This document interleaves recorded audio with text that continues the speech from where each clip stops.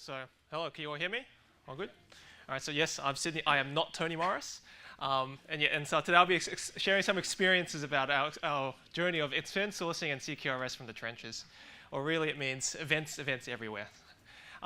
So over the last year, the team I've been working with has been rebuilding a core part of our identity platform to run in AWS by using event sourcing and CQRS. So we've got an initial version in Dogfoodie now. It's been running quite smoothly for the last few months. And we're currently actively building out the production scale of that.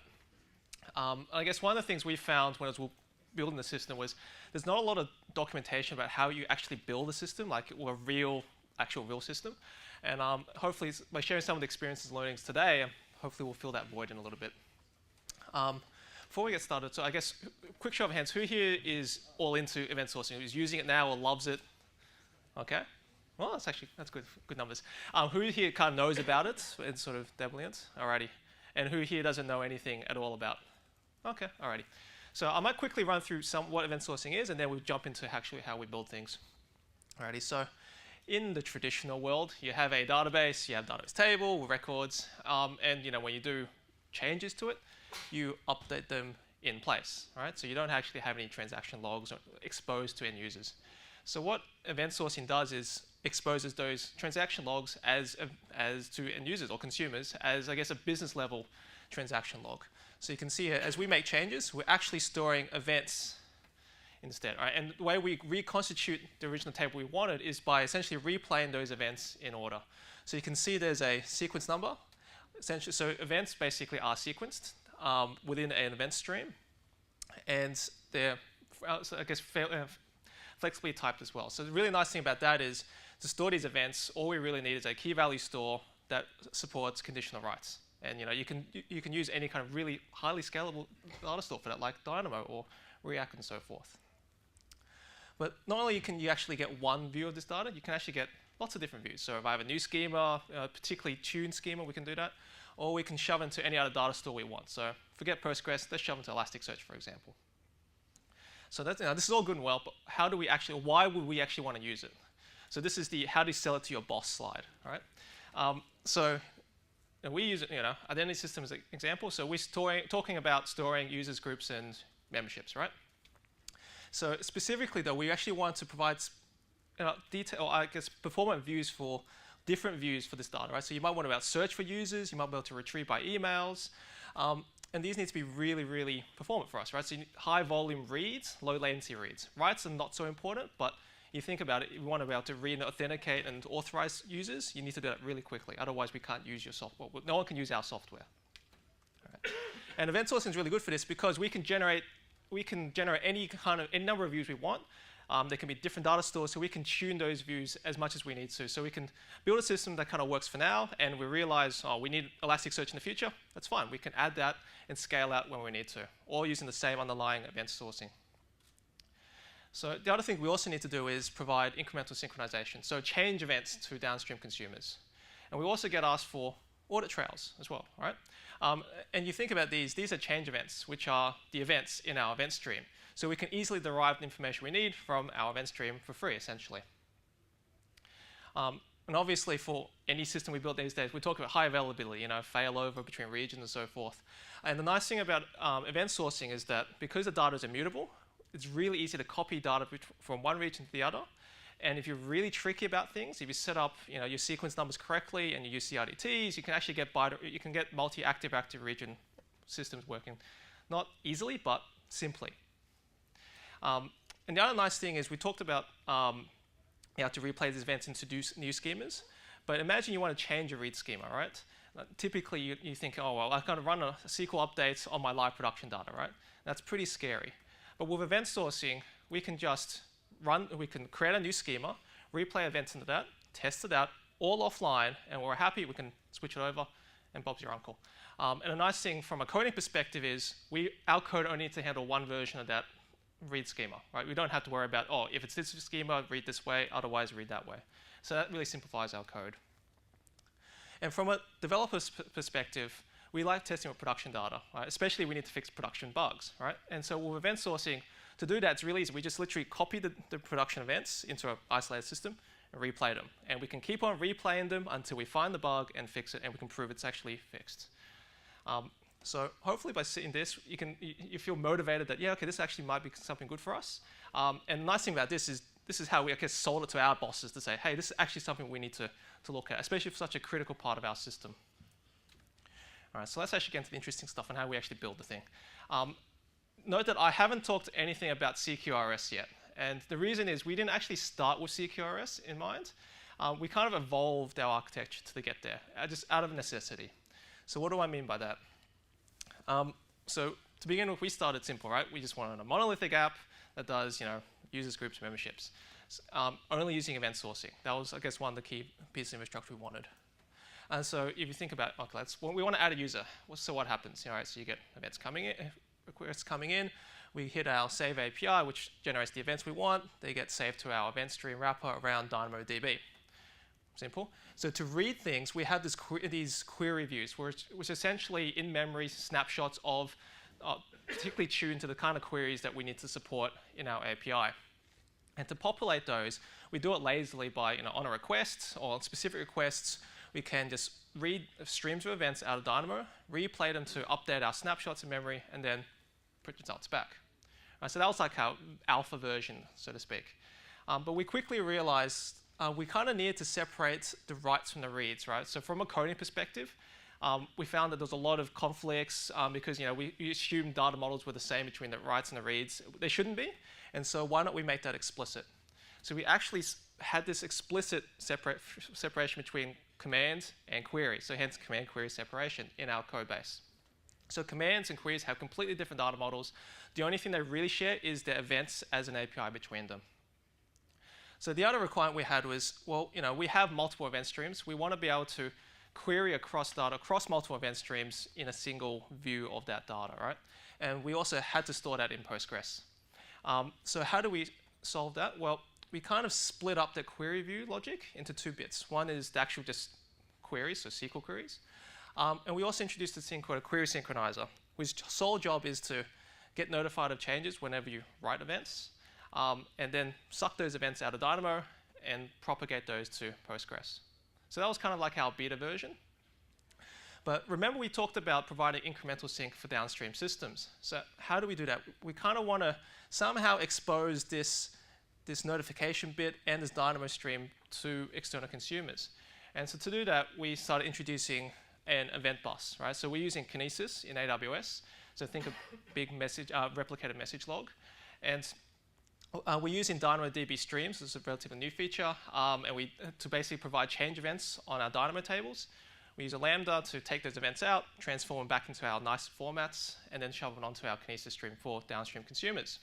Obviously, one of them would be our query synchronizer, so we can get rid of that in-process topic notifier kind of thing we had. And we can also now extend it to, say, a search service, so we can have additional consumers like other applications.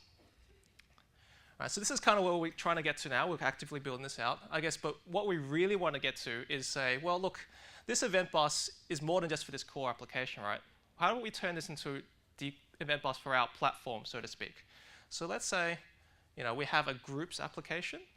We can add separate user profiles to it and other things to it, just through the same mechanism, shove it through Dynamo, through to our Kinesis stream, and then we can have all our queries nodes coming out from that. And the other nice thing about that is we can then extend it to say, well, we have an internal event bus where we, within the identity team, we can have our own query nodes. And also downstream, we can have an external event bus, which is basically a nice it has a different API. It's a different API. It's a different lifecycle, right? So it allows flexibility between, allows us to change our events when we need to without affecting downstream customers. So this is kind of what we want to get to. And you can sort of see, we had the command query separation within the application, and we started to see that whole command query CQRS in the entire architecture. And we kind of evolved to it. We didn't really set out to do it to begin with. All right, so let's make this a little bit more concrete with some code. So let me start with our core application. So it's a typical application. It's got the three stacks, three layers, web, service, and data access. And we actually split up our command and query into specific modules. So we're actually using the free co-product composite interpreter kind of patterns after watching Runar's talk on reasonably priced monads. Highly recommended. And so what we have is, in our data access layer, we have our individual algebras, right? So our commands and query modules have their own algebras for saving and retrieving users and so forth. And they have their own interpreters, all right? Our service layer then composes those or sequences those operations up into a general or sort of high-level composite algebra. So you think about adding a user, the logic would be search for username, make sure there's nothing already existing, and then try to save it. And then in our web tier, we just sort of do the routing and run run it using our composite interpreter. So where do our events fit in, right? So there's two bits, right? So firstly, it's in our command interpreters, right? So this is our interpreter. It's basically an actual transform from the command operations or algebra into some result type to do things, right? And so the main logic in here is working out what streams do I save in and what events to save in, right? And that's the extent of, in the right side, that's where we decide how our events are structured. Anything above it, we don't really care about the events. All right. So the second part to it is obviously getting things into our databases and query views, right? And that's taken care of by our query synchronizer. And so the way we're modeling our event streams is using scala stream events, or scala streams of events, right? Which is kind of nice because it wraps up all the query into Dynamo and pagination and so forth. And because it's just a scala stream, all our query synchronizer is a scala stream channel, right? An effectful channel that we write our events through. So the typical logic of our query synchronizer, let's say you've got a relational database, would be first step, try to increment the stream states that we store locally. So obviously each query view has to know which event it's up to. So that might be the start of a transaction. And if we're able to increment our sequence number locally, then do the processing, otherwise roll back because chances are there's another node that's come in and beat us to it. All right, so that's the query synchronizer, but how do we hook that up to our Kinesis stream? So Kinesis, if you guys use the Kinesis client library, basically all you need to provide is a effectful function from a list of events that does something with them, right? So we have a couple of choices there. So firstly, we can just sort and emit those events as in scala stream. Or we can actually choose to read the events from Dynamo themselves. And reading the events from Dynamo is actually quite nice because it handles the bootstrapping problem, right? So if you guys use Kinesis or Kafka, there is a limited amount of events you can store in an event stream, like a few days it's configurable. So obviously, but beyond that, you need to provide that kind of initial bootstrap of a view, right? So whereas if you read all the data out of Dynamo, you can sort of get all the data you want from the beginning of time. So once we have that stream of events, we can just simply pass it through to our query synchronizer and just run it. All right, so that's our code. Let's just step back up a little bit to more, I guess, the design aspects. And I guess one of the things that we spent a lot of time on was how do these events look like, right? And I think one of the principles we applied was these events are an API. And so when we start designing APIs, we start thinking, what do consumers want to use, okay? And also, as producers, what do we want consumers to do? What things do we want them to do? Things like processing things idempotently. So how do we kind of encourage that behavior? Right, so one of the things we decided between was, okay, well, these events, we have a couple of styles we can choose between. We can say, we can do insert and update style events versus set payload style events. So when I say insert update, I mean, okay, when I'm creating a user, I have an add user event. And when I update them, I save an update event with just basically a delta, right? Whereas with set events, essentially we're just setting things, right? So they might be on a per field basis or maybe on a slightly larger payload basis. But when I update a user, literally is just another set, right? You can't tell the difference. So the one thing that's really nice about this insert update model is that it fits really nice with the whole REST, CRUD stuff, right? Create, update, and you can use patch. It's sort of really easy to do that. The problem is, though, it actually assumes there's an insert before an update, or there's that implicit assumption, right? That there is one insert before any number of updates. And it's very easy for consumers to say, well, I have an insert event. I'm going to translate that to an insert SQL statement. I have an update event. I'm going to translate that straight into an update SQL statement. And there's no handling of any kind of errors on the consumer side. And so we actually hit some problems with that, right? Because there may be some cases where you've got contention where you have multiple writes or multiple inserts for the same user. So, for example, if we're creating a user and we have an external ID for the user, we may, if they happen to be having 2 concurrent requests to create that same user at the same time, and we don't use any transaction locking, which I will get to, then you potentially might have 2 insert events. But that's not actually a problem, right? Because if you can because they're in order, you can choose which one's going to win, and you can ignore one, or you can munge them together, right? You shouldn't have to fall over. So we can kind of deal with that by encouraging idempotent processing on our consumer side by using sets, because we can't tell if we've had an insert or an update afterwards. We just have no choice but to process it as an upsert. And to be honest, it kind of makes our code on the queries on the consumer side a lot simpler, right? Because you just have to think about sets. It is an upsert. You don't have to worry about multiple cases.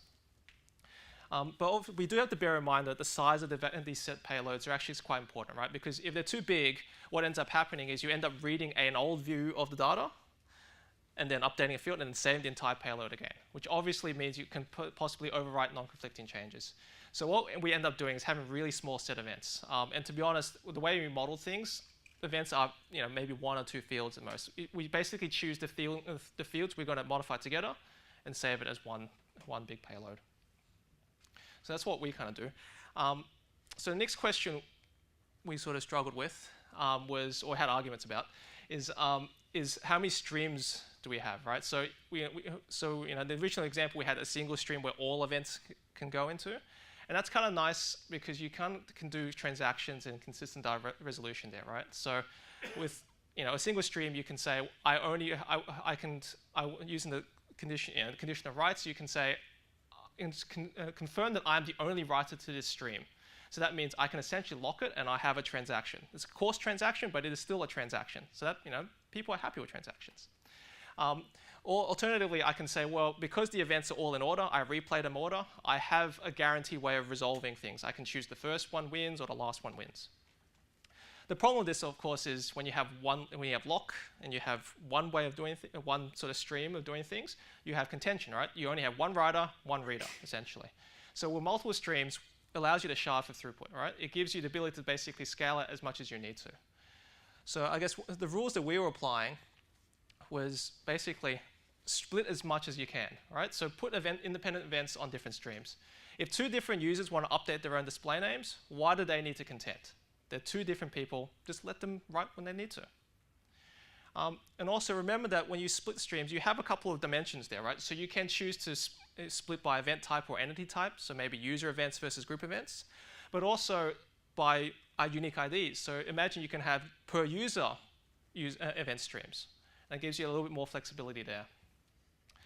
Coming back to the whole transaction topic, so I guess one of the things we found we need to do was really question what transactions, what constraints, what uniqueness constraints do you really need, okay? Just because the existing system has them doesn't mean they're actually business requirements, okay? And that's really important because that allows you to reduce your scope of your work and make things a lot simpler. Now, if you do want to have kind of that transactionality, so you want to have unique emails, so you kind of have to have some locking on that, that's fine. You can kind of use a more hierarchical stream approach, right? So, for example, we have an event stream that has all user emails only. But everything else we put on per user streams because we don't care about them. So that means we want to update an email which doesn't happen that often. That's fine, right? There's a bit of contention there, but that's okay. Everything else we can perform as much as we need to. And the last thing to remember is, events are immutable, but you can sort of change them. You can change schemas over time, right? You can split, you can join streams. It's not necessarily trivial, but it is possible. So just bear that in mind. There is flexibility there. Now I've kind of touched on this a little bit. We've kind of touched on this a little bit around transactions, right, and consistency, right? And whenever we start getting into the whole distributed system, especially with something like CQRS, you kind of have to let go of these concepts a bit, and getting people to let go of those concepts is quite difficult, all right? But it has some specific implications how you design your system. So let's start with how query reviews get populated. So you think about, critically, when we have these events streams, there's no ordering of events between event streams. They're completely independent. That's why we get the performance out of them, all right? So what this means is a single field in your query review can only be updated by a single event stream. So a single event stream might update multiple fields or multiple tables. So we actually have it on a per table level. But you can only have one field, or if you choose one table, updated by a single event stream. So otherwise, that way you can at least guarantee or you know you can get a consistent result for a particular value or field. It also means you have to throw away your foreign key constraints, right? They don't add any value here, right? The reason being, if you have you're referring to a value that's on another stream, there's no guarantee that that stream's going to be replayed by the time you insert your value. Okay, so that does mean your consumer side and your joins over table, joins on your SQL table, you have to be smart and you have to make that decision as to what does it mean for an entity to exist? Do I need to join? What happens if the value doesn't exist? Do I make a dummy value? Do I just say no, that entity doesn't exist at all? You need to think about it, but yeah, there are no foreign key constraints. And this is actually a hard one to get rid of because people were so, I need to have referential integrity everywhere. The other thing is, on that note, so uniqueness and data constraints, really we should be enforcing them on the right, okay? There's no point having unique indices and check constraint stuff on your SQL schema, right? Because it's after the fact. The events have been written. Why make your query views sort of fragile and brittle when you should put, well, yeah, if you want those kind of business constraints, enforce them on the command side. All right, so that's query views. So coming back to transactions and consistency. So I mean, one of the nice things about event sourcing over just traditional, distributed systems is you have distributed data is you have kind of the option of doing transactions and consistency. And I guess we call this concept of called tokens in a sense, right? So a way of saying for a given entity or a view of the entity at a particular point in time, we can sort of denote what if we recall what sequence numbers for what streams that view represents, we can use that to sort of identify, provide some level of transactionality and consistency for people. So what I mean, so for example, user homer, we have a, it has a username and so forth at a point in time. It gets data from an all user stream, and this particular view has is at sequence number 100 for that all user stream. And on the per user homer stream, he's up to sequence number 23. So what we do is we pass that back to consumers in our REST API of our core application as an e-tag, right? And so whenever a consumer wants to do any transactions or have enforced any things like read after write consistency, we can pass them back through. So for conditional writes, we can say, well, I can say, ensure for writes, I can ensure that your streams must be at this point in time, otherwise, the write will fail, right? Or transaction in a sense. We can also say, well, query view, I want to pass this token in. Make sure that your query view is updated to at least this point in time. And so that gives you that consistency view, if you wish, at the expense of latency, right, and availability. And of course, being an e-tag, you can kind of use it for caching as a primitive level caching at least as well, which is kind of nifty. So as an example that kind of comes up a lot is, let's say we have a user, you have a group, and you want to add a user to a group, right? So the logic should be that the user and group must exist. So how do we enforce that? So you have a client, you have our core application, we create a user, core app returns a token for that user, create a group, return that token for our group, and we say when we want to add a user to a group, we pass through the 2 tokens we get to say, please make sure we are at least reading data at these tokens, and then you can perform your business logic. All right. So the core app will then ensure the query sync is up to that point. Do the logic say yes, my user and group exists? If so, great. We do the write, and then we'll return an updated token if we need to. All right. So we kind of get to the end. So what are the key takeaways here? So one of the things I guess I regret doing is not starting small enough. So I really do say, so event sourcing, first time you try and do it, start really small. Find your domain, shrink it even more, question everything, right? Challenge everything. Just because an existing system does it, doesn't mean you should be doing it. And this actually has implication on your team as well, right? So your team needs to be willing to challenge it. You need to get the right people on your team to say, hey, look, why do we need these requirements? Do we, and they need to be willing to try things out. Okay, that's really important. The second thing is, yeah, that whole incremental architecture approach was actually really nice for us because we can introduce the concept of event sourcing to begin with, and then slowly sort of spiked out CQRS and introduced, sort of gradually took people on the ride for us, right? So the guys who were a little bit more resistant, they sort of started to get along. So okay, then this is starting to make sense, right? If we were to say we're building CQRS and event sourcing right from the beginning, I think we would have been sort of kicked out the door. In terms of actual design, I think thinking events as an API is really important. So set events, small payloads, split event streams, get that, just do that to begin with. We had a lot of discussions around that, but be comfortable to split. All right, gives you the performance. You don't have to come and revisit it later on. And finally, although there's transactions and consistency tokens to handle consistency, to be honest, we kind of have to get comfortable with these weakened transaction semantics and eventual consistency, right? We just need to. The CAP theorem tells us to do that. Just get comfortable with it. So a couple of things I'll leave you with. So I was at a recent at a YOW night with Martin Fowler recently, and he was talking about event sourcing. I was like, yes, he's talking about event sourcing. And one of the things that I remember him saying, this is me loosely paraphrasing him, was we as a community really should be using event sourcing more than we do. All right? It's a really important concept. It's actually not that complicated. It's pretty simple, but it's really powerful, right? So you might not apply it everywhere, but applying it to the core parts of your various systems could give you a lot of business value. And the last thing I'll leave you with is, so last year we talked about our event source library. So we've obviously been involved in that over the last year. So feel free to check that out. And happy to answer any questions.